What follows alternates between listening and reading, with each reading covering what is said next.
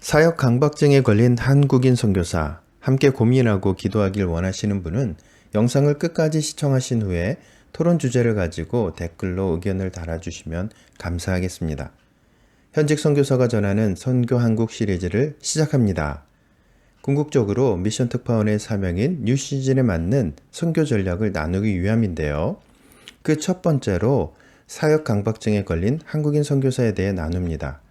현직 코로나 사태로 선교사뿐만 아니라 세계 거반의 인구가 생계에 영향을 받고 있는 가운데 선교사들은 지금의 기회를 통해 회개하고 갱신할 수 있는 기회로 삼아 남을 구원하러 파송된 자인 자신이 되려 구원에서 멀어지는 일이 없도록 해야겠습니다.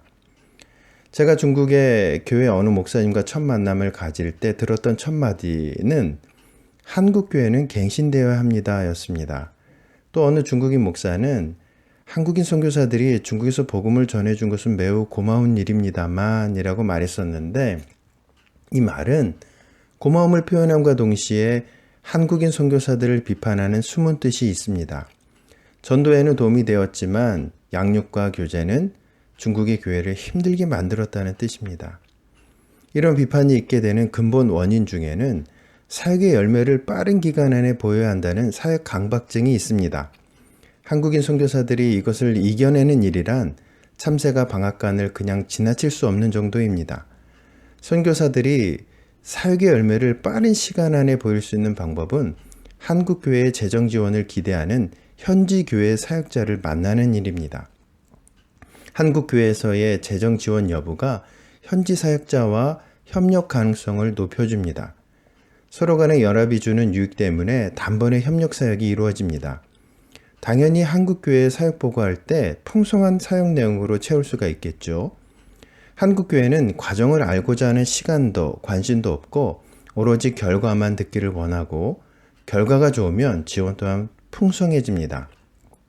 그런데 이런 협력사역의 수명은 재정 지원이 점점 줄어들면서 느슨해지고 결국은 끊어집니다. 그럼에도 불구하고 현지에 있을 때 많은 사역을 하는 것처럼 보일 수 있기 때문에 사역 보고에 꽤 쓸모가 있고 파송교회와 성도들도 좋아합니다. 그런데 이런 서로 간의 필요에 의한 연합을 문제로 보지 않는 현실이 더 문제입니다.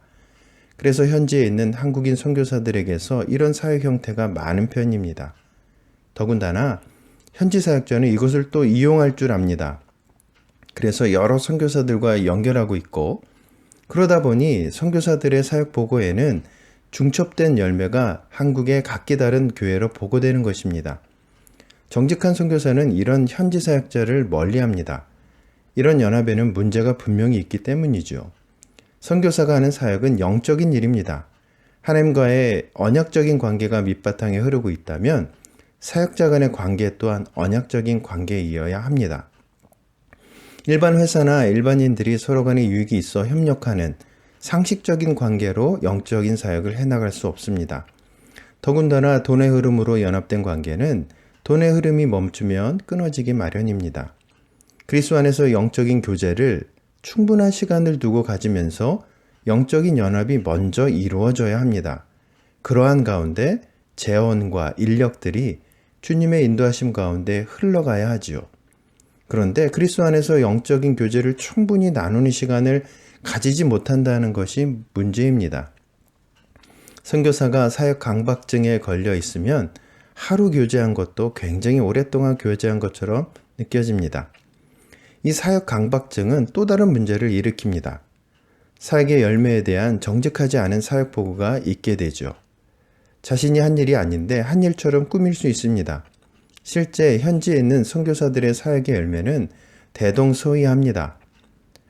남의 사역에 발을 하나 걸쳐놓고 그것을 끌어다가 자신의 사역 보고서에 넣느냐 안 넣느냐 그 차이일 뿐입니다. 그러면 한국인 선교사들이 사역 강박증에서 벗어날 수 있는 방법은 무엇이 있을까요?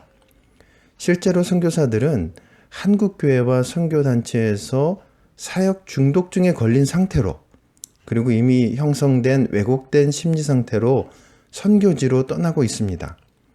선교사가 사역 강박증을 벗어내려면 선교사 스스로 먼저 자신의 정체성을 사역의 열매에 두지 않고 하나님의 부르심에 있음을 인식하는 것이지만 파송교회와 성도들이 성숙한 선교적 마인드를 가지고 선교사가 사역 강박증이 있지 않도록 격려하는 것이 제일 중요합니다. 그리고 선교사들을 사역 강박증에 지속적으로 노출시키게 하는 파송교회와 선교단체의 사역 보고서 작성 정책을 폐기해야 합니다.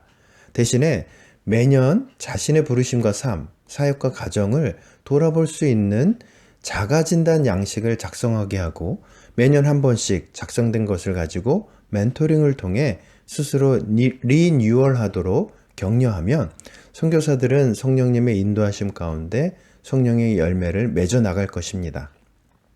사역 강박증이 사라지면 선교사는 현지 사역자와의 충분한 영적 교제를 가지게 될 것이고 영적으로 더 깊은 차원의 사역으로 초대될 것입니다.